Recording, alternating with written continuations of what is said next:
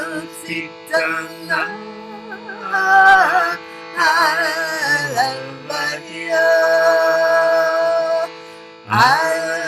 Titanag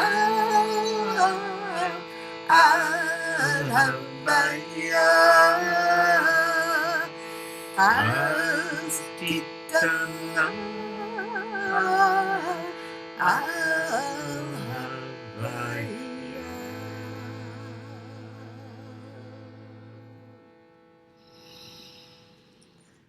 Close your eyes and taste the honey and milk under your tongue. Taste that sweetness and delight in it. And from that place of sweetness, you can make a commitment to, when the bitterness appears, to find the point of goodness at the heart of it. Transform that bitterness into the sweetness so we can live there no matter what. Know the promised land that is right here within us. Taste it, enjoy it, delight in it.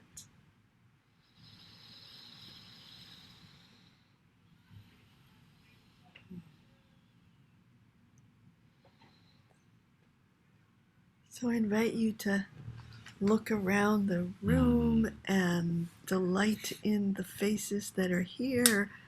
Thank everybody for your practice. Yeah.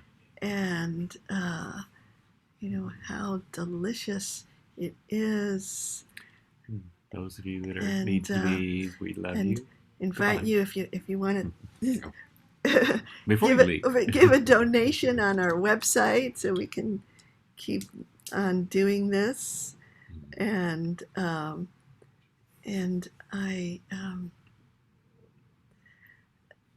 also there's a couple of things. Look on my schedule on my website to sign up for some things that are happening, and I'm gonna see you next week.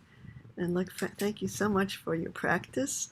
Those who are staying and want to have 10 minutes of just reflection on your practice to see what you receive from it, we will put you in a breakout group. I figured out how to do it. I got one little trick that I figured out, and it turns out there's a glitch that I had to unglitch. So everybody here will stay who's staying. Let's see. I'm good. Everybody? Okay, good. Okay, everybody who's staying, I'm going to create your great breakout room, and I'll call you back in 10 minutes.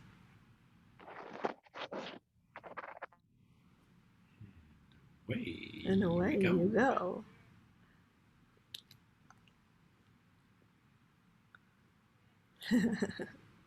All I had to do. Okay, yeah, we have to stop recording.